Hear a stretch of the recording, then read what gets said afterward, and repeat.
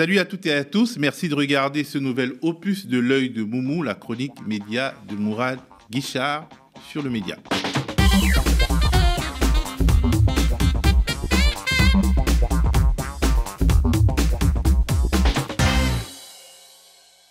Salut Mourad. Bonjour à toutes et à tous, bonjour à toi Théo.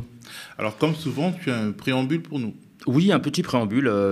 Toutes les semaines, j'ai un internaute, ou une internaute d'ailleurs, je ne sais pas exactement, qui me reprend sur le fait de dire un espèce ou une espèce. Et c'est vrai que je dis, alors je sais très bien que c'est une espèce, et c'est vrai que je dis souvent un espèce, et c'est une espèce de tic de langage que j'ai depuis très longtemps, mais je vais, promis, faire un effort pour parler correctement le français, essayer d'éviter aussi les apparemment, c'est aussi assez fréquent, donc je vais encore faire des efforts. Mais le est quand même nécessaire, et il est sous-coté au moment de l'intelligence artificielle. Le signale la présence humaine, l'hésitation et l'imperfection que les IA n'ont pas, et un jour on regrettera les Et c'est vrai, et donc on va rester à un espèce dans ce cas-là. Non, on ne peut pas vouloir déloger C8 et parler comme Hanouna, donc je vais faire des efforts, je le promets. Deuxième petite précision, nous enregistrons, alors je l'ai déjà dit, mais je le redis parce que c'est important aujourd'hui, nous enregistrons le mardi après-midi. L'émission va être diffusée à partir de mercredi soir, et il peut se passer des choses, mais que je vais te laisser expliquer d'ici là. Et c'est parti pour les tops. Oui, alors ça m'avait complètement échappé, mais cet échange sur la famille Saint-Cricq, alors c'est un échange complètement inintéressant au dernier degré, sauf qu'on va apprendre quelque chose de passionnant.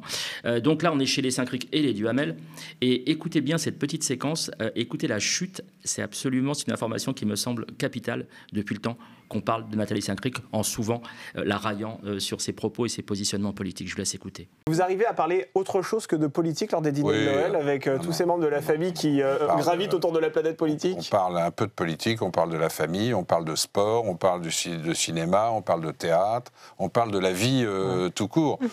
Parce que quand on parle politique tous ensemble, il y a deux solutions. Ou c'est de la langue de bois, ou on s'engueule.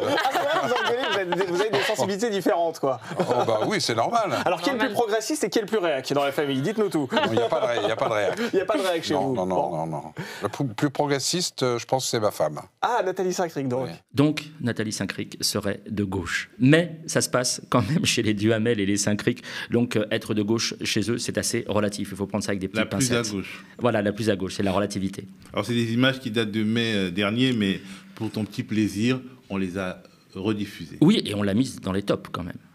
Le top, c'est pour qui? Ah bah pour Nathalie Saint-Cricq, la découvrir de gauche, pour moi c'est une révélation juste avant les vacances, c'est magnifique, c'est même merveilleux. C'est plus qu'un top, c'est un waouh. Ouais, c'est un waouh, ou un top d'or, au choix. On continue avec l'actualité du nouveau Front populaire qui a du mal à trouver un nom pour un Premier ministre. Oui, une Première ministre ou un Premier ministre. Alors beaucoup de gens s'en agacent, mais alors heureusement que nous avons CNews et l'excellent journaliste Yohann Usaï. Alors c'est celui qui s'était fait offrir une leçon de journalisme par Yann Brossard, on l'avait vu la semaine passée. Là, il va nous donner la raison pour laquelle le Front populaire peine à trouver le nom de celui ou celle qui occupera Matignon. C'est clair, net et précis, et évidemment sourcé. Je vous laisse écouter. Alors l'extrême gauche, trop occupée à déverser sa haine sur les Israéliens, n'est toujours pas capable de trouver la bonne personne pour devenir Premier ministre. Voilà 2 semaines que le nouveau Front populaire se déchire en tentant de se mettre d'accord sur un nom. Alors c'est devenu une obsession totale. Tout à l'heure, tu parlais de l'Arcom. On a l'impression que la décision de l'Arcom concernant notamment CNews et C8 échauffe un peu les esprits. Mais voilà, là ils sont dans une outrance qui est complètement délirante. Ils devraient vraiment penser à reconsidérer leur fonction de journaliste, puisque là on n'est plus du tout dans le journalisme, on est même plus dans l'opinion, on est carrément dans la vindicte et voire dans la diffamation. Alain Bauer, le criminologue de la République, a tes faveurs. Oui, autant qu'il a eu les faveurs du jury qui lui a octroyé son diplôme de manière assez aisée à l'époque, son fameux diplôme de criminologue. Alors j'avais pensé au départ... C'est pas bien de se souvenir comme ça, c'est mesquin. Non, mais je renvoie vers Street Press, il y a tout un dossier là-dessus. Il est intervenu cette fois-ci, alors il intervient plusieurs fois par jour, on se demande même s'il n'a pas un taxi qui l'attend avec le moteur tournant, tellement il est présent et archi présent. Et je voulais vous montrer un extrait parce qu'il est intervenu sur la cybersécurité. sécurité.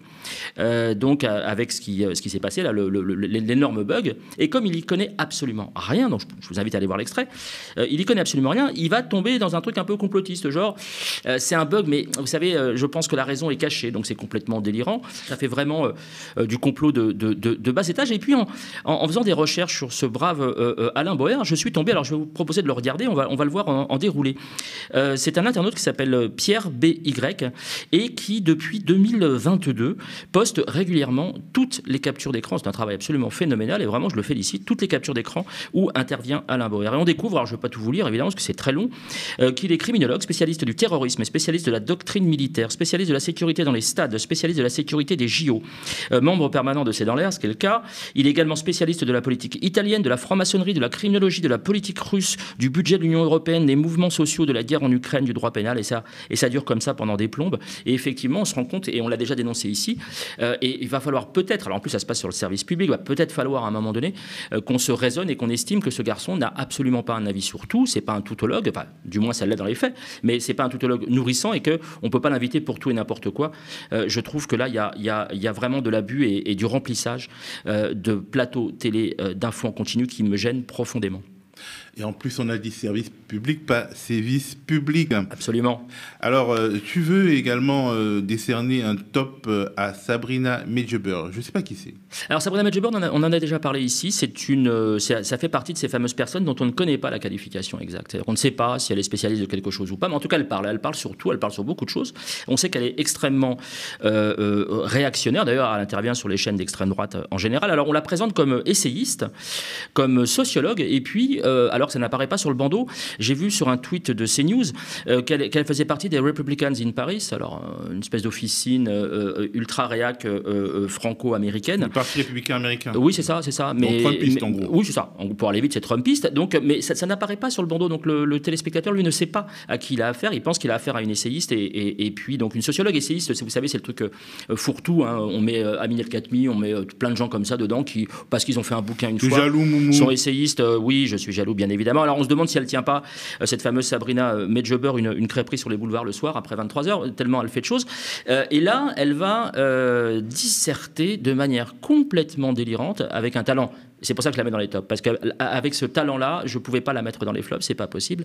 Elle va raconter n'importe quoi sur un fait divers dont elle ignore absolument tout, mais alors avec une assurance extraordinaire. Je vous laisse regarder. Il y a également, pour rejoindre les propos de Louis, plusieurs spécialistes, psychiatres, pédopsychiatres, psychologues cliniciens qui s'interrogent aujourd'hui sur le profil en fait, des individus composant la société. C'est-à-dire qu'en 50 ans, on est passé de personnalités avec des structures névrotiques solides à des personnalités de type narcissique qui ne manifestent aucune empathie, qui n'ont pas de surmoi, dont les jalons cliniques de l'impulsivité, de l'intolérance à la frustration ont été complètement abhorrés. Et bien aujourd'hui, ces personnalités démontrent de plus en plus de clivages, sans mécanisme de sublimation, d'intégration, de déni, etc. Donc on a affaire à de plus en plus de personnalités au profil psychopathique, dont l'impulsivité n'a pas de barrière, sans enveloppe psychique, et encore une fois intolérant à la frustration, ce qui peut expliquer ce passage à l'acte. Cette personne présente apparemment des troubles schizoïdes, il aurait été sous traitement. Quid de l'accompagnement au traitement, puisque normalement... Et encore faut-il qu'il prenne son traitement. Alors, encore faudrait-il qu'il prenne son traitement. Alors, on passe désormais au flop. Oui, alors les vrais flops pour le coup. Alors, j'ai envie de vous dire, est-ce que vous reprendrez bien un peu de Zemmour ? Ça fait longtemps qu'on n'a pas parlé de Zemmour. Il a un peu disparu depuis qu'il s'est fait pigeonner par une jeune femme blonde dont je tairai le nom. Il est plus vraiment présent sur les plateaux télé. Il n'a plus la faveur des plateaux de télé. C'est plutôt une bonne nouvelle. Non, là, ça se passe sur la chaîne... Il reviendra, Mourad, il reviendra. Oui, je sais bien que ça revient toujours. C'est comme les spams. On va se pencher un instant sur la chaîne d'extrême droite franco-israélienne I24 News, qui est toujours là. Hein. C'est quand même assez étonnant, parce qu'ils avaient annoncé qu'ils fermerait l'antenne française et qu'il n'y a toujours pas de sanctions. Oui, mais ils peuvent tout à fait émettre en France sans émettre de France. Oui, absolument, mais on n'a pas de nouvelles de ça et ça continue à déverser les pires horreurs de propagande, notamment guerrière. Et là, ils ont fait venir un rabbin d'Israël, visiblement, et qui va tenir des propos, alors là, que justement Zemmour ne nierait pas, ne repousserait pas. Il va nous parler à la fois de Zemmour, de grands remplacements et de sionisme en toute décontraction, avec une pointe de racisme anti-arabe absolument assumé. Je vous laisse écouter. Et donc les Juifs vont venir malgré eux, ils ne le savent pas. Donc c'est pourtant incroyable. Moi de Jérusalem, je vais vous dire que les Juifs vont venir et ils ne le savent pas. Ils vont pas venir tout de suite parce que le temps court, c'est pas comme ça que ça se passe. Mais sur le temps long, eh ben, ils viendront par revenir. Le temps long, ça veut dire plusieurs dizaines d'années, en tout cas certainement. Mais à un certain moment, ils n'auront pas vraiment le choix. Ils vont être poussés dehors.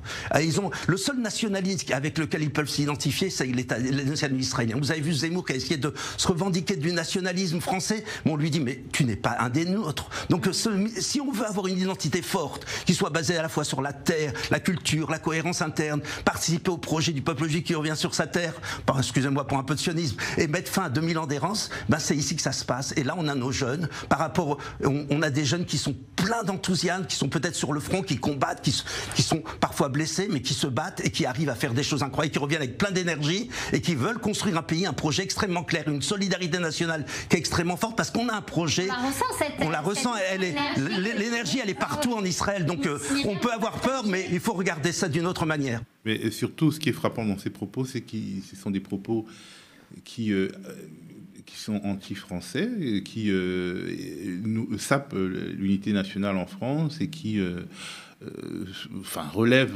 quasiment de l'agression vis-à-vis d'une nation et d'un corps social.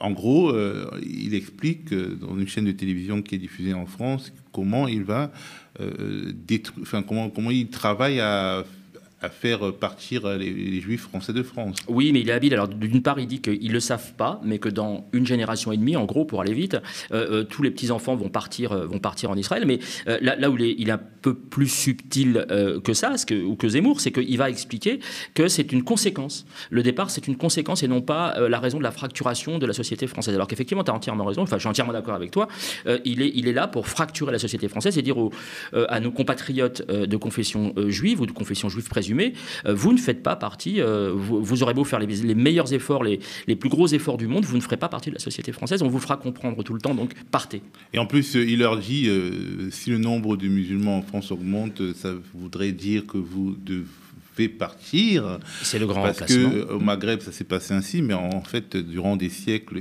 les Juifs et les musulmans ont cohabité au Maghreb, évidemment. Et pendant que cette cohabitation avait lieu, avec les problèmes qu'elle peut engendrer, en Europe, il y avait ce qu'on a connu et qui a connu son apogée dans les années 40, en 1940 et après.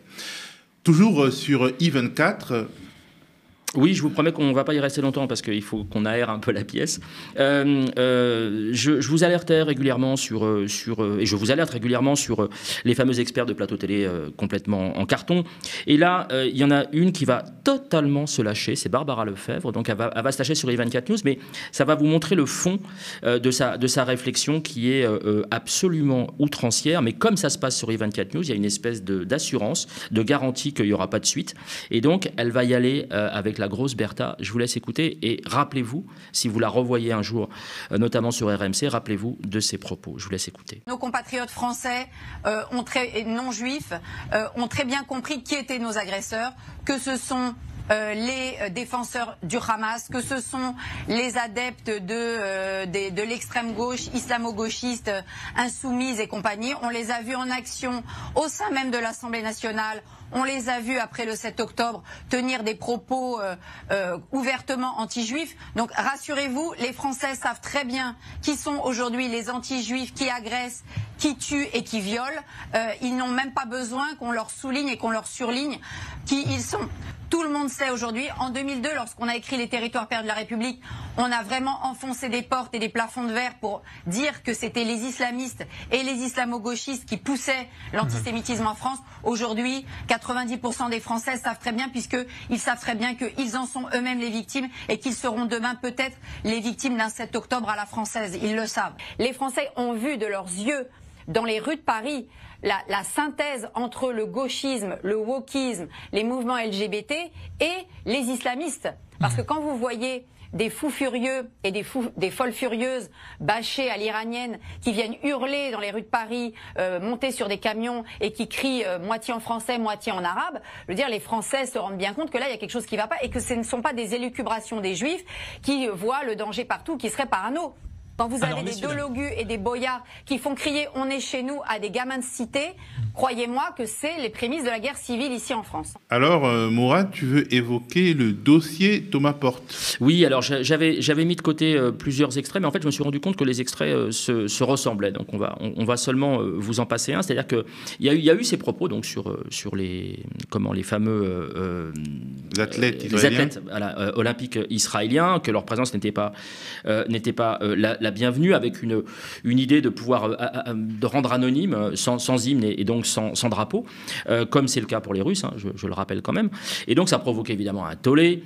Et ce tollé est allé jusqu'à des prises de position de gens que je ne connaissais pratiquement pas et qui vont aller jusqu'au bout du raisonnement, qualifiant très clairement, mais alors plus que clairement, vous allez le voir, Thomas Porte, donc député français, élu à la réglo, ils vont le taxer d'antisémite et vont poser la question, c'est une étape encore supérieure, ils vont lui poser une question complètement outrageante, je vous laisse l'écouter.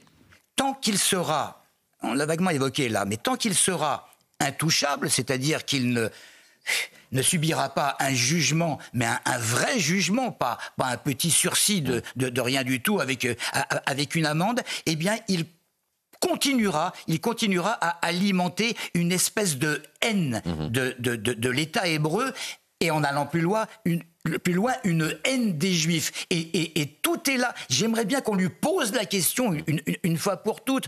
Pourquoi vous n'aimez pas les Juifs? Donc voilà, ça dure comme ça depuis des jours et des jours. On en oublierait presque que deux parlementaires, l'un RN, l'autre Modem, en sont venus aux mains dans la salle des 4 colonnes. Presque venus aux mains dans la salle des 4 colonnes avec des grossièretés, des injures et des mots un peu particuliers.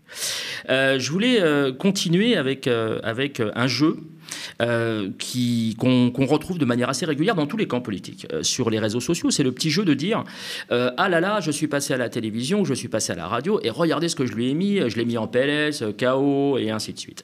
Je trouve ça, bon, alors c'est un peu onaniste, pour pas dire narcissique, de se dire soi-même, regardez ce que j'ai fait, comment je l'ai mis, mon adversaire politique, comment je l'ai mis KO. Je trouve ça un peu léger, parce que d'abord, je trouve que c'est prendre un petit peu l'internaute ou le téléspectateur pour un idiot, puisqu'il est capable de voir lui-même si oui ou non il y a eu PLS, pour reprendre cette expression. Mais le présenter comme ça augmente l'engagement, les partages, les retweets. J'entends, mais je trouve ça un peu... Nous sommes en 2024, Mourad Bichard. C'est vrai, mais je ne redonnerai pas mon âge ce coup-ci. Le problème, c'est que c'est un petit peu prétentieux, je trouve. Mais voilà, c'est comme ça. Mais parfois, ça tombe bien, parfois, ça tombe mal. Alors là, c'est même pas que c'est tombé mal, c'est que Shannon Seban donc, a été balayée par Mathilde Panot au premier tour des législatives, donc elle est Renaissance. Elle va poster, vous allez voir, un tweet et une vidéo où elle dit « Ah là là, c'est LFistes, dès qu'on les met devant leur cas de vérité, ils fuient, quitte à même vouloir quitter le plateau et tout. » En fait, on se rend compte que pas du tout. C'est en fait son adversaire, celle qui était en face d'elle à ce moment-là, qui s'en tire très bien, Alma Dufour. Il suffit d'aller voir d'ailleurs les commentaires, les très nombreux commentaires. Je n'ai pas vu un seul commentaire disant que Shannon Seban s'en était tiré correctement, au contraire. Et il faut savoir que dans cette séquence, Alma Dufour se retrouve face à 5 personnes opposées à elle, plus la journaliste. Donc 6 personnes, elle a à gérer toute seule 6 personnes, et je trouve qu'elle va vraiment bien s'en tirer. Je vous laisse en juger par vous-même, bien évidemment. En revanche, il y a une chose qui est claire et nette, et vous avez ici ma parole, c'est que mon combat est et restera de lutter contre les extrêmes, qu'ils soient de gauche comme de droite, et que vous le vouliez ou non, madame. Nous ne sommes pas classés extrémistes par le Conseil d'État, madame. Nous respectons le Conseil d'État. C'est ma position alors, et je l'assume. Pour moi, vous êtes l'état de droit. Gauche, vous avez sali la gauche en créant cette coalition qui est le nouveau Front Populaire, et je vous le dis, madame, vous serez responsable, et ne venez pas tweeter ensuite sur X en essayant de condamner avec hypocrisie les actes antisémites ou les propos antisémites qui pourraient avoir lieu dans notre pays. Vous ne faites qu'attiser le feu. Laissez-moi juste terminer, je ne vous ai pas coupé. Non mais je ne peux pas vous laisser me dire en face que je suis responsable d'actes antisémites en France. C'est absolument insupportable. Et donc vous êtes juste terminé. Non mais c'est pas possible de tenir des propos pareils. S'il vous plaît. Non, parce que vous diffamez, parce que vous êtes... je vous ai coupé, madame. Oui, mais vous me diffamez en fait. Vous me diffamez, madame. Je ne laisserai plus personne me diffamer en plateau. C'est très simple. Eh bien, moi, je vous le dis également. Ce que vous faites, c'est d'attiser la haine. Vous ne faites que jeter de l'huile sur le feu. Je veux que le massacre d'enfants s'arrête. Si vous appelez à la paix, et je crois que collectivement, il y a bien un point d'accord entre vous et moi, madame. Pour agir pour la paix, il faut agir. Est-ce que je peux finir? Non, mais Est-ce que je peux finir? En fait, vos mots sont creux, vous ne faites que jeter des anathèmes, vous ne faites que diffamer vos adversaires politiques. C'est qu'on peut même mais parce que vous ne vous rendez pas compte, c'est pas du dialogue de traiter quelqu'un d'antisémite, madame. Voilà, et cette espèce de truc narcissique me fait aussi penser, et je trouve ça très désagréable, je le dis à mes chers confrères de France Info, très régulièrement, ils vont poster une information, ce qu'ils appellent un décryptage, je sais pas, sur les QR codes par exemple pendant les Jeux Olympiques, et ils vont finir par on vous explique. Et je trouve que ce on vous explique a un côté condescendant, genre vous ne savez pas, nous on sait et on va vous dire. Et vous devez nous croire. Et je trouve ça un peu... Je pense que notre service réseaux sociaux fait ça aussi et que quand tu vas monter...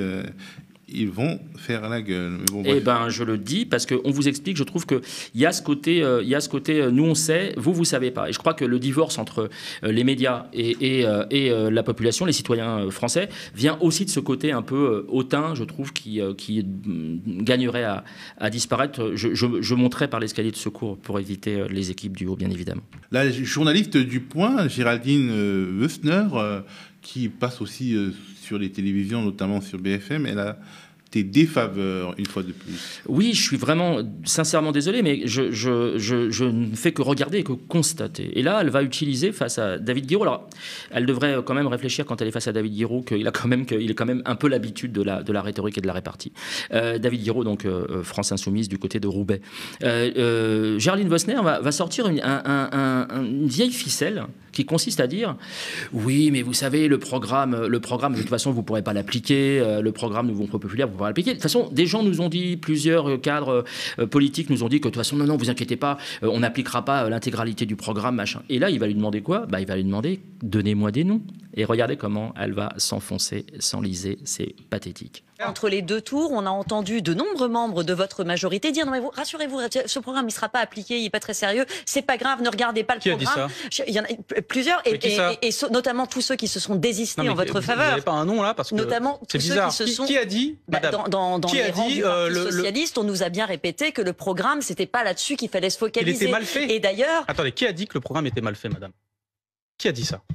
Bon, personne l'a dit, d'accord. Si, je vais les retrouver. Oui, retrouvez-le, oui. C'est bien pour une journaliste d'avoir des sources. Parce que écoutez, on va reprendre les émissions de télévision entre deux tours. Oui, reprenez-les avec plaisir. Et tous ceux qui se sont désistés en votre faveur l'ont martelé sur tous les plateaux de télévision. Et est-ce que les divergences qu'on voit aujourd'hui, est-ce que les divergences qu'on voit aujourd'hui ne traduisent pas ces incohérences et ces incompatibilités de programme ? Revenez avec des sources un peu solides et des citations un peu solides. Ensuite, non, parce que au sein de l'Assemblée nationale, pendant plusieurs années... Non, mais il sait très bien que tout le monde l'a dit, c'est très malhonnête. Non, je ne sais pas très bien. Alors, à sa décharge, je pense qu'elle est habituée à ce qu'on ne la reprenne pas et ces gens sont habitués, ces gens qui sont sur les plateaux, qui courent les plateaux, sont habitués à ce qu'on ne les reprenne pas, un peu comme les Saint-Cric et les El Krief et compagnie, qui sortent la plus grosse bêtise ou le plus gros mensonge du monde en disant simplement j'ai mes sources, sans les citer, alors qu'on est en politique, on est en démocratie, on devrait pouvoir exprimer les choses de manière un peu plus précise.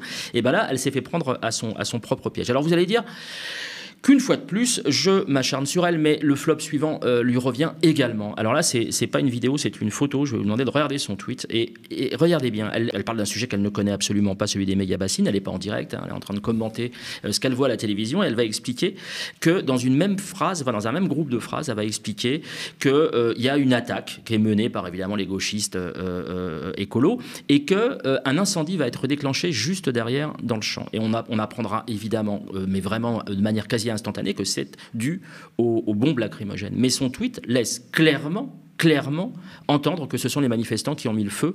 Donc ceux qui sont censés défendre la nature, défendre le climat, sont capables de mettre le feu pour protester contre l'État policier ou je ne sais quoi d'autre. Et donc c'est complètement dégueulasse, c'est d'autant plus dégueulasse que c'est surtout une désinformation, un mensonge, une fake news, et qu'elle l'a fait de manière complètement consciente et sciemment. Et donc si elle veut quitter la rubrique des flops, moi je veux bien, mais il va falloir faire un petit effort, Géraldine. Alors là, tu vas nous parler d'une photo qui a fait le buzz. Oui, c'est une photo tout à fait anodine. C'est celle de quatre jeunes députés qui viennent d'être soit réélus, soit fraîchement élus, qui sont assis sur un banc en bois, je le précise, de l'Assemblée nationale. Ils posent. Alors, on voit que certains n'ont pas, on va voir l'image à l'écran, on voit que certains ne sont pas spécialement prêts à la photo, mais ça c'est normal. Je dis, on est tous crevés, on peut tous être surpris par l'appareil photo. Ils n'ont pas pris leur pause. Ils n'ont pas pris la pause. Mais oui, on peut. Non, franchement, on peut estimer qui sont fatigués. Sauf qu'ils sont tous jeunes, ils sont tous de gauche, et 3 parmi les 4 au moins sont racisés de manière évidente. Hein. Et donc il va y avoir une pluie. Mais quand je dis une pluie, c'est des tombereaux de commentaires racistes, disant par exemple, alors le RN ou d'autres, disant qu'on se croirait au palais de justice, on se croirait près d'une cour d'assises. Sous-entendu, ils ont des tronches de voyous. Pourquoi eux, spécialement, auraient des tronches de voyous? Je vous rappelle que eux, pour revenir à ce qu'on disait tout à l'heure, n'en viennent pas quasiment au point dans la salle des 4 colonnes. Les racailles ne sont pas forcément là où on pense. Et surtout, j'ai été frappé par ce tweet donc qu'on va peut-être revoir d'Isabelle Saporta, qui, elle... Grande gueule, éditrice. Absolument, qui se dit de gauche et qui, elle, va tenir des propos limite, elle les traite de petites frappes, de gens qui sont prêts à se battre, à en découdre dans l'Assemblée nationale. Quelle est la raison pour laquelle elle tient ce propos-là, si ce n'est le fait de voir des jeunes racisés de gauche qui sont pourtant députés de la nation, qui sont habillés en costume? En quoi elle estime qu'ils sont prêts à aller en découdre, à aller se frapper comme des jeunes racailles de banlieue, hein, c'est ça le sous-titre quand même. De la part de Saporta, je trouve ça assez minable. D'ailleurs, ça lui a été reproché par ses ex, on va dire ça comme ça, ses ex-camarades de jeu, notamment du côté d'Europe Écologie Les Verts. CNews, dans le même registre. Oui, alors on est exactement sur la même chose. Et donc le député de Logu, de la France Insoumise, donc de Marseille, a été accusé au moment du vote pour la présidence de l'Assemblée nationale. Donc c'est un vote à bulletin secret, mais on passe devant une urne et qui est tenue par le plus jeune député, qui est en l'occurrence un député RN. Il a refusé de lui serrer la main, mais en plus il lui a dit « Mais t'es fada, toi ». Bon voilà, admettons qu'il lui ait dit ça d'ailleurs. Et bien ça va se traduire directement, et un peu dans le même registre que les 4 députés sur le banc, donc dont de Logu. Ça va se traduire chez CNews, qui dit, alors c'est très drôle, il dit, le journaliste, toujours le même d'ailleurs, dit respecter les députés de la nation, mais... L'attitude de Sébastien Delogu, qui là est en train d'intimider manifestement le Benjamin de l'Assemblée nationale. Des manières de voyous, il faut le dire. Oui, des manières de voyous. J'allais dire, c'est un peu un comportement de racaille en quelque sorte. Alors j'ai beaucoup de respect pour les députés et pour les élus, mais là, ça ressemble à un comportement de racaille. Je crois que c'est le mot. C'est la racaille importée à l'intérieur de l'Assemblée nationale. Il s'adresse quand même, il essaye d'intimider quelqu'un qui a été élu démocratiquement, qui représente des milliers et des milliers de personnes. C'est absolument inqualifiable, mais comme Jean-Sébastien l'a brillamment exposé, c'est tout à fait cohérent avec ce qui a précédé et malheureusement avec ce qui va suivre. On passe désormais au microscope. Alors, il y a une affaire dans l'affaire. C'est 2 affaires, en fait, avant que... au moment où j'ai opté pour faire ce microscope, il s'est passé quelque chose dont on va parler tout de suite, évidemment. C'est l'affaire de BFM, du staff de BFM et de Nicolas Sarkozy. C'est une affaire qui a été révélée par nos confrères de Mediapart de manière assez brillante. Et il se trouve que Arrêt sur Image a invité...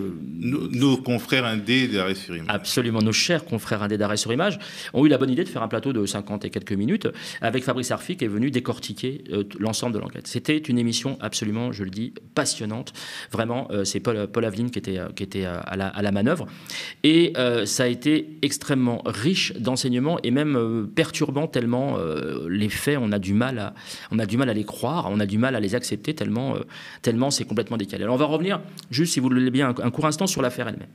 L'affaire, c'est donc le fameux Takieddine, qui est un homme porteur de valises, un intermédiaire, comme on les appelle pudiquement, et qui, depuis le Liban, depuis la Libye, depuis différents pays du Golfe, va, pendant des années, et sur différentes affaires, différents théâtres, comme on dit, va opérer, et donc va jouer l'intermédiaire, et à chaque fois percevoir plusieurs millions de dollars ou d'euros suivants. Et c'est lui qui avait accusé Nicolas Sarkozy d'avoir touché de l'argent de Kadhafi, et qui aurait provoqué la guerre et sa mort, et ainsi de suite. Et là, bizarrement, on trouve une vidéo, on ne sait pas d'où elle vient, on ne sait pas qui l'a faite. Il est complètement débraillé, quelque part vers le port de Beyrouth, et puis il va annoncer qu'en fait, il a menti. Et ce qui est très étonnant, c'est que pendant des années, la Sarkozy va dire que c'est un menteur, un affabulateur, qu'il ment, et là, d'un coup, on va lui donner crédit. Je vous laisse voir la réaction de Sarkozy invité sur BFM TV. Je demande à chacun de ceux qui nous regardent, qu'ils aient voté pour moi ou pas, qu'ils m'aiment ou pas. Est-ce que c'est normal qu'un ancien président de la République soit traîné dans la boue, comme je le suis depuis 8 ans, sur les seules déclarations d'un individu qui a menti? et qui vient aujourd'hui dire « j'ai menti ». Pour quelle raison avez-vous menti? Lui dit « j'ai menti parce que le juge m'a demandé de le faire pour arranger mes propres affaires ». L'extrait que vous venez de diffuser de Nicolas Sarkozy, il est fondamental parce qu'il montre quel est le mobile du crime. Le mobile du crime, c'est attaquer la justice. C'est pas Ziad Takieddine. C'est pas Ziad Takieddine qui a déjà eu des déclarations évolutives dans un dossier. C'est pas ça l'objectif de l'opération Sauver Sarko. C'est de dénigrer l'un des meilleurs juges d'instruction français, qui est d'ailleurs aujourd'hui le patron du pôle financier du tribunal de Paris, qui pendant longtemps a été le premier juge de l'affaire libyenne, qui est le juge Serge Tourner. C'est ce que fait Nicolas Sarkozy. Et c'est là-dessus qu'ils vont jouer. C'est purement berlusconien. C'est purement trumpien.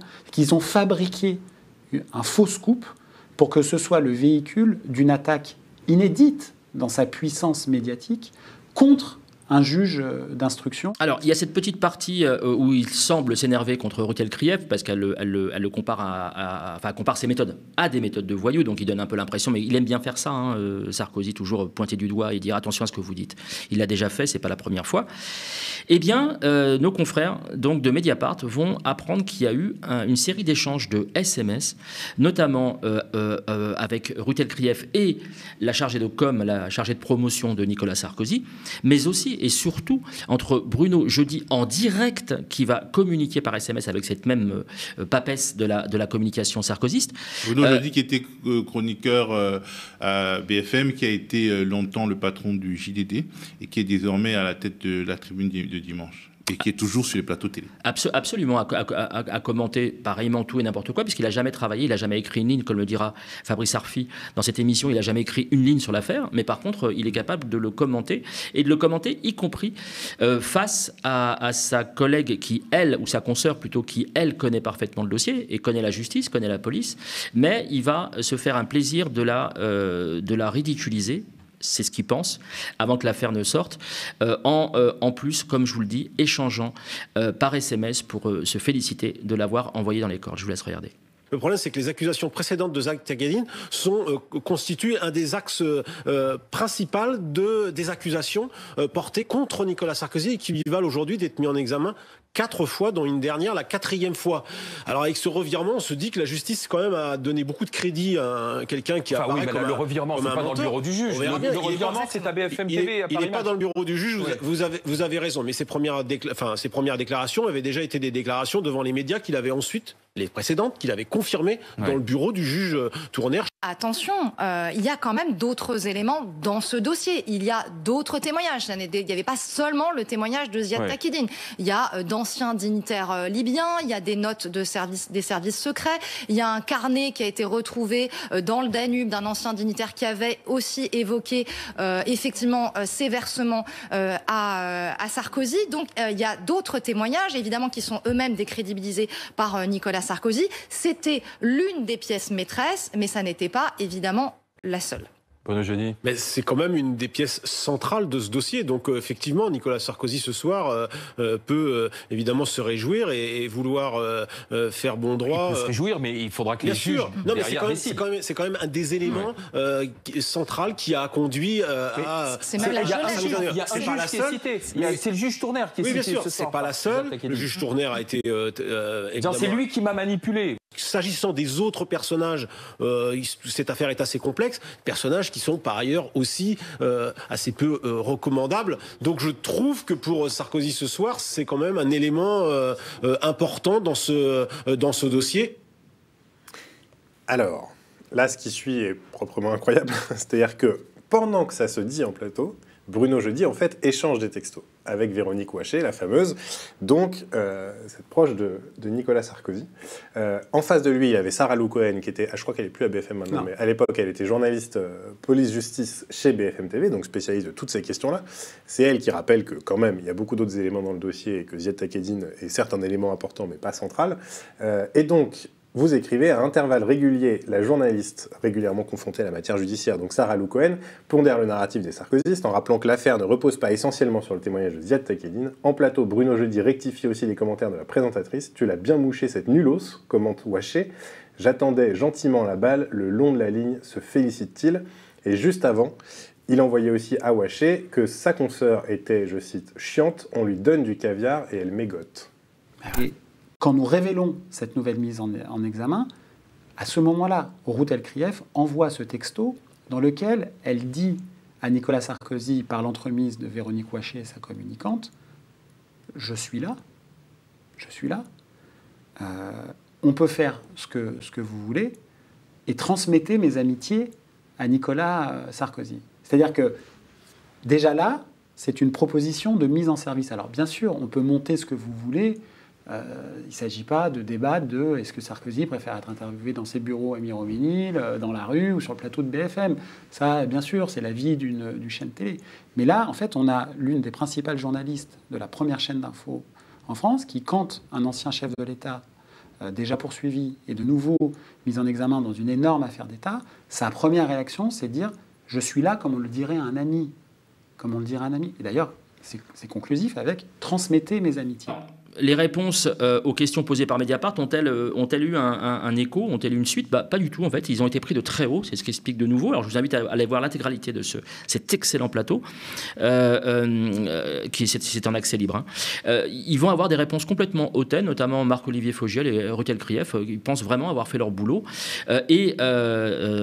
Bruno Jeudi, lui, va carrément dire je ne connais pas cette affaire. Voilà, donc j'ai donné mon point de vue, mais sans avoir les clés, puisque les clés et la défense de BFM, ça va être de dire, à partir du moment où Takieddine, donc je le redis, qui était taxé de menteur, plus menteur que lui, c'était pas possible, et là d'un coup on lui donne du crédit alors qu'on ne sait pas, on ne connaît pas les motivations qui font qu'il s'est rétracté. Et donc ils vont charger le juge, puisque Takieddine dit que c'est le juge qui lui a demandé de mentir, et que donc évidemment Sarkozy se fait un malin plaisir, comme vous l'avez vu, de flinguer le juge en disant que c'est très grave ce qui se passe. Mais pour eux, seul le témoignage de Takieddine accusait, chargeait évidemment Sarkozy. En fait, c'est complètement faux. Quand on connaît un tout petit peu le dossier, on sait qu'il y a des pièces, énormément de pièces, dont font partie d'ailleurs ces fameux SMS, mais il y a énormément de pièces et que, évidemment, il n'y aurait pas d'instruction aussi longue, aussi poussée, si les juges ne portaient leur intérêt que sur un seul témoignage. Donc ce sont des mensonges à répétition, et c'est ce que va démontrer avec brio nos confrères de Mediapart, à savoir qu'il y a eu une entente. Alors on ne sait pas si c'est une entente idéologique, si c'est une entente rémunérée. Honnêtement, je le crois même pas. Je pense que c'est idéologique. C'est d'être du côté du pouvoir, du côté du manche et du côté de Sarkozy. Je pense qu'il n'y a pas besoin de rétribution pour ça, de la part notamment de Marc-Olivier Fogiel. Alors on se demande il y a des rétributions dérivées dans ce genre de monde. Oui, il y a des renvois d'ascenseur. Je ne parlais pas forcément effectivement de sommes sonnantes et trébuchantes, mais il y a effectivement des renvois, mais on est tellement dans l'entre-soi que je peux imaginer que simplement par plaisir de séduction de gens de pouvoir, on peut se laisser aller à ce genre de dérive. Alors, ce qui est très étonnant, et c'est pour ça aussi que j'ai souhaité qu'on en parle aujourd'hui, c'est va-t-on en parler dans les médias ? Non, en fait, a priori. Puisque Ruth El-Krief, comme vous le savez, elle officie sur LCI, on la retrouve sur le service public, on la retrouve partout. Et donc, qu'est-ce qui va faire qu'une chaîne comme LCI va se dédire en traitant ce sujet-là et en disant que, regardez, c'est notre chroniqueuse, c'est là qui on donne une émission quasiment de manière quotidienne, qui a des heures et des heures d'antenne hebdomadaire, qui raconte les pires bobards qu'on a démontés ici à plusieurs reprises. Qu'est-ce qu'on va faire ? Alors, qu'est-ce qui ferait qu'on la garderait si on devait nous-mêmes traiter LCI, cette information? Donc on va attendre, peut-être que je m'y mais je pense qu'il y a quand même très peu de chance, et c'est ce que disait également Fabrice Arfi. Alors il y a eu un dénouement provisoire, très récent, dont j'en parlais au début, qui est... Alors le Monde l'a évoqué dans un long papier, mais alors très bizarrement, donc il a évoqué le départ de Marc-Olivier Fogiel, qui a fait une lettre à tous ses collaborateurs, une lettre évidemment... Marc-Olivier Fogiel qui était le patron de BFM. Absolument. Au moment où ça appartenait à Patrick Drahi. Absolument, et qui maintenant est passé dans les mains de Saadé. Rodolphe Saadé, le patron de CMA-CGM, l'armateur devenu riche, notamment grâce à l'inflation liée au post-confinement. Absolument, qui commence à engranger les différents titres, hein, puisque c'est pas son premier titre évidemment, BFM. Et donc le Monde va évoquer le départ de Marc-Olivier Fogiel sans citer cette affaire. C'est quand même très étonnant, sans citer nos amis de Mediapart. C'est quand même très bizarre. Alors que c'est quand même le cœur du problème. Et vous pouvez aller le voir sur les réseaux. Marc-Olivier Fogiel, donc comme je le disais, a fait un courrier où évidemment il ne fait pas une seule fois allusion à ça. Il dit qu'il avait prévu lui-même de partir, qu'il partira en septembre une fois que la grille de rentrée, je crois, sera lancée, mais qu'il s'astreignait à un quinquennat. Alors, le mot est assez drôle. Hein. Il s'astreignait à un quinquennat, donc 5 ans. Pour lui, 5 ans, ça suffit. Il faut savoir passer la main. Donc, c'est-à-dire qu'il retourne complètement le truc sans citer cette affaire. Donc, qui est une grave affaire, quand même. Qui est gravissime. Vraiment, je le lis très tranquillement. C'est gravissime parce que c'est une tromperie. C'est toujours la question que je me pose, mais quelle considération ils ont pour leurs téléspectateurs quand même, parce que oser faire ça sans prévenir, en niant une fois que l'affaire sort, et maintenant en partant sans avoir de compte à rendre, parce que finalement Fogiel n'aura rendu aucun compte. En faisant comme si personne n'a jamais rien dit, en fait ça n'existe pas, comme les enfants qui mettent les mains sur les yeux quand ils voient un adulte qu'ils n'aiment pas en se disant que l'adulte va disparaître. Mais absolument, maison magique.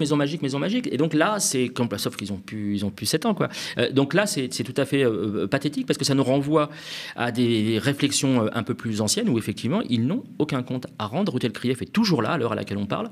Va-t-elle sauter ou pas ? Je pense qu'à minima elle devrait être sanctionnée, sauf qu'il n'y a aucune obligation légale, je le redis, vis-à-vis notamment de la commission de la tiers de presse et vis-à-vis de ses employeurs. Ils peuvent très bien la garder, voire même lui offrir une promotion. Alors ce qui est frappant, c'est que Rachid Mbarki, l'ancienne figure de BFM, a été viré, et tout le monde a évoqué cette affaire parce qu'effectivement il était livré à des opérations d'influence de ce type, un peu moins grave d'ailleurs, un peu moins central, on va dire, dans le paysage de la citoyenneté française. Il a été viré, il a été conspué, il a été humilié, il n'a quasiment plus de carrière, et on voit continuer de rouler dans le paf des personnes qui font pareil, ou même pire. Et c'est ça qui est assez frappant, c'est-à-dire on a l'impression qu'effectivement il y a une impunité relative au sein de la profession. Il y a des gens qui, c'est pas qu'ils sont intouchables, mais disons, qui sont tellement centraux à un moment qu'ils passent toujours par les mailles du filet et qui bénéficient de la complicité objective pas de l'ensemble, mais de 90% des médias qui font d'une affaire une non-affaire. Absolument, tout ça, ça naît de l'entre-soi. C'est-à-dire que, très honnêtement, dans un monde démocratique, médiatique normal, Ruth El-Krief aurait dû sauter 10 fois du fait de ses mensonges, du fait de ses outrances, du fait de ses approximations et du fait de ses emportements sur des sujets qui n'ont pas besoin d'hystériser le débat. Tu parles de notre confrère qui a fait quelque chose de très grave, et visiblement, il y avait derrière quelque chose de financier. Hein. Oui, donc sûr, le Sahara occidental, notamment, il a placé des sujets, je le redis vite pour les gens qui n'auraient pas suivi, il a placé, alors qu'il faisait le journal de la nuit, il plaçait des sujets alors qu'ils n'étaient pas sur le prompteur, qui n'étaient pas du tout prévus, extrêmement tendancieux sur les questions liant le Maroc et le Sahara, enfin opposant le Maroc au Sahara occidental. Il était en gros lié à une agence de relations publiques et d'influence israélienne qui avait de nombreux clients. Et donc, la valeur ajoutée qu'il apportait, c'était ces reportages qui n'étaient pas prévus et que ses clients réutilisaient en disant tiens, BFM a parlé de nous en disant des choses positives sur nous. Absolument. Donc, c'est des opérations d'influence. Alors, je rappelle que Mohamed Kassi de TV5 Monde, en ne faisant que son travail, avait été écarté de l'antenne. Voilà, donc je veux pas tirer de conclusion hâtive, mais Mohamed Kassi, à ma connaissance, ne fait pas partie de l'entre-soi ni du microcosme parisiano-politico, mondain et médiatico-politique, parce que tout ça est très mêlé, hein, c'est ce qu'on peut voir notamment avec cette affaire de Mediapart. Voilà. Cette affaire BFM révélée par Mediapart. Oui, l'affaire BFM, pardon. Je trouve que tout ça est troublant et ne peut, effectivement, et je te rejoins sur ce point également, ne peut que alimenter le deux poids, deux mesures que l'on connaît maintenant très bien. Alors, on va passer à ton coup de cœur. Oui, alors mon coup de cœur est tout à fait d'actualité. Il s'agit de, on va voir la jaquette, il s'agit de Géostratégiques. Alors c'est une série Géostratégiques, c'est une série, et je crois qu'on en est déjà au troisième opus. Et là, ça va porter sur un monde de jeux, donc les Jeux Olympiques, et c'est signé Pascal Boniface avec les dessins de Tommy. Et c'est vraiment, vraiment très sympa.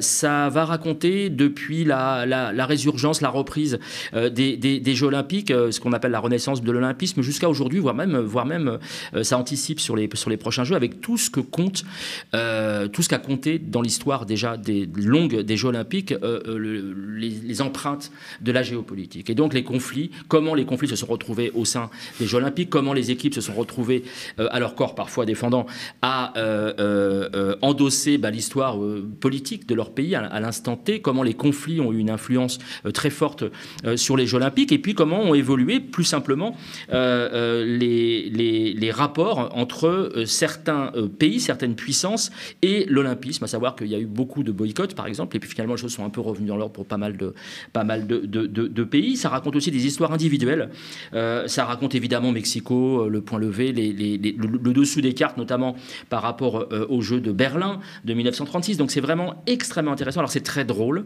c'est parfois teinté d'humour noir, mais moi j'aime beaucoup. Je trouve ça vraiment passionnant, ça se lit d'une traite, ça peut se reprendre, on peut aller d'une page à l'autre, d'une rubrique à l'autre, sans forcément suivre le fil conducteur qui est un fil tout simplement historique. Et vraiment c'est du bel ouvrage, c'est signé Pascal Boniface, dessin de Tommy dans la collection Géostratégiques, un monde de jeux, et c'est aux éditions Duno Graphique. D'ailleurs, à ce propos, je voulais juste vous montrer un petit extrait, puisqu'on va revenir très brièvement à l'affaire Thomas Porte, qui parle à la fois de politique et de sport, d'olympisme en l'occurrence, donc on est en plein dans le sujet. Je vais vous montrer un extrait d'une vidéo qui est en train de ressortir opportunément à la veille des Jeux de Paris. C'est une vidéo qui date de 2021, qui a été faite, ou au moins promue par l'armée israélienne, et donc avec l'aval évidemment de l'État israélien. Et vous allez voir comment on sépare de manière claire, nette et précise l'aspect militaire, l'aspect politique de l'aspect sportif, concernant évidemment l'équipe d'Israël pour les Jeux Olympiques. Nous sommes en 2021 et la vidéo, je le dis, vient de ressortir sur les réseaux sociaux. Et c'est le moment des remerciements. Oui, c'est les derniers remerciements, puisque c'est la dernière émission. Donc, c'est voilà, toujours avec le même plaisir. Et puis là, vraiment, je le dis, je ne devrais pas le dire de moi-même, mais c'est la dernière émission de la saison, parce que on attend la réponse. Tes aficionados dans les commentaires vont développer toutes les théories du complot si tu n'es pas clair, Mourad. Mais je ferai une vidéo assis par terre, pour prouver que je suis toujours en vie. Ils vont aller cette fois-ci alors à un petit groupe d'amis. Il s'appelle Vincent, il est à Montreuil. Il y a Amanda, elle est à Rio. Élise de Nantes, Thérèse et Quentin, ils ont comme point commun d'être tous des membres du Théâtre du Soleil, c'est quand même pas mal.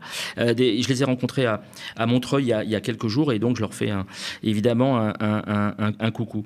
J'aimerais également saluer dans les établissements le Conservatoire, qui est un établissement où Karl Marx trône, donc ça m'avait un peu attiré quand même. Je me suis dit, un bistrot dans lequel il y a Karl Marx, c'est quand même assez sympa, un bistrot-restaurant.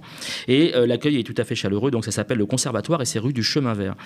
J'aimerais saluer sur les réseaux Box Populi, Amandine Bautz, BAUTZ, Nicolas Salossin, alors hors réseau, la famille Delannoy d'Orléans, qui rappelle la longue histoire et le long parcours des chrétiens de cœur et de progrès. Alors, on en a déjà parlé ici, notamment de Thierry Pelletier, mais malheureusement, on a de plus en plus une image de chrétiens ou de catholiques. D'ailleurs, de droite, il existe une grande famille, heureusement, encore de catholiques progressistes. Donc, je les salue. Un salut particulier à Mimi Della Gioia, alors, et les enfants dont elle s'est occupée. Elle s'occupe encore en Équateur depuis plusieurs années, puisqu'elle a une association. Voilà. Alors, j'ai une pensée particulière évidemment pour Patou, qui est, alors l'association s'appelle Patou Solidarité, et Patou c'est l'époux de Mimi qui est décédé brutalement en 2010 je crois, et c'est aussi de ça qu'est née cette volonté d'aller comme ça s'occuper à la fois de femmes victimes de violences et d'enfants. Je te salue Mimi et je t'embrasse bien fort. Psychique Fantasme sur les réseaux sociaux, Najib, un ancien confrère de l'Humanité Dimanche à l'époque, qui a pris sa retraite, qui s'occupait de l'International. Ahmed Monde Entier, entier avec un S, Jocelyne Morvan, et voilà, c'était la dernière. Et je fais un coucou à toutes les personnes que j'ai pu, non pas oublier, mais que je n'ai pas citées, mais à qui je pense beaucoup et avec qui j'interagis sur les réseaux, et j'espère que ça va encore durer comme ça très longtemps. Merci beaucoup Mourad, et merci à vous de nous avoir regardés. Le média, votre média, ne vit que des dons et des abonnements de soutien de celles et ceux qui le regardent et qui l'aiment. Donc si vous voulez nous soutenir, si vous pouvez nous soutenir, allez donc sur tnt.lemediatv.fr. Quant à moi, je vous dis à plus.